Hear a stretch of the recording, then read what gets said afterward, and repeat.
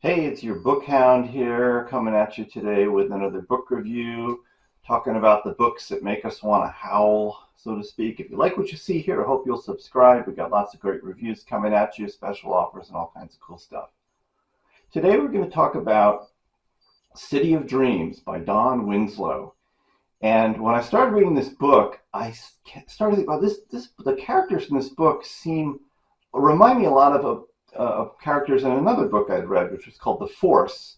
They're all feature these kind of complex Irish American anti-heroes. And in The Force, it's about a New York City cop named Denny, and in this book is about a mafia guy named Danny Ryan, and then I was like, duh, they're both written by Don Winslow. Like, I'm a little slow sometimes picking this up, but this is what Don does, and I think these characters are kind of alter egos for Don Winslow, like Danny, Denny, Donny. Um, but anyway, City of Dreams is the second in a trilogy. The first book was evidently called City on Fire, which I haven't read yet, but I'm going to. I plan to.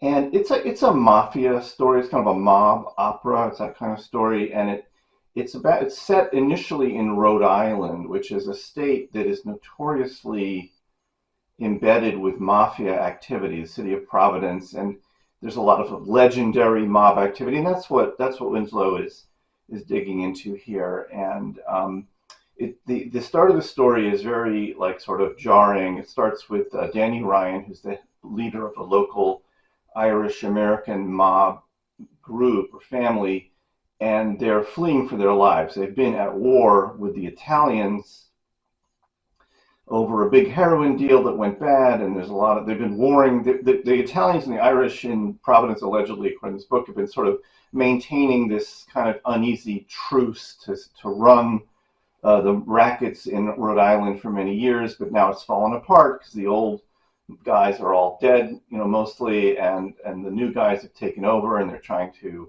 grab all of the action, not some of it. And in the beginning of the book, we have Danny Ryan taking 10 kilos of heroin that he's stolen from the Italian mob and dumping them in the ocean because he's going to go straight, which is a little hard to believe. But he and his crew, which is a bunch of this kind of motley crew of other Irish mob guys who are very loyal to him, they just run for their lives, and they all go to California. And Danny has with him his 1-year-old son and his aging father who has dementia because his wife died recently of cancer. So there's a lot of kind of tragic underpinning driving these characters forward. And so Danny goes to California, and they all lay low for a while, and then he's trying to resurface. He was working as a bartender. He's hiding out. Then he gets discovered, and I don't want to spoil the plot too much, but the story is about him trying to, get his life going again, and in a more straight kind of way. And it's the book. I'm not a big fan of mob stories. I mean, it's kind of a funny thing. Like, I know we're all like The Sopranos and all these movies.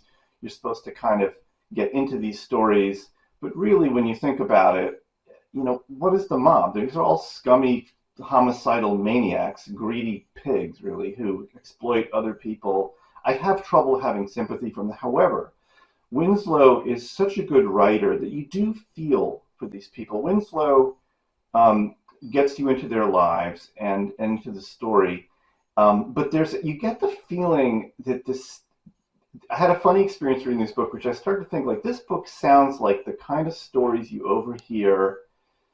I mean, not that I've ever done this, but kind of have a feeling like if you were hanging around an Irish bar in Providence, Rhode Island, and you heard people talking about the mob and all the kind of legendary, the big stories and action, and that you'd pick up all these stories about the mob. And then, oddly enough, right in the middle of the book, there's what really seems like a digression where two of Danny Ryan's crew members who are laying low in Los Angeles find out that a guy they know from Rhode Island, a hanger-on, sort of a mob wannabe who used to hang around the bar all the time, has written a screenplay about the mob in Rhode Island, and it's loosely based on their lives. So they get they get angry and they kind of muscle their way into this movie. And there's like this lengthy description of this making of this mob movie in Los Angeles. So I'm like, yeah, so there really was, maybe Don Winslow really was a guy hanging around a bar in Providence listening to these stories.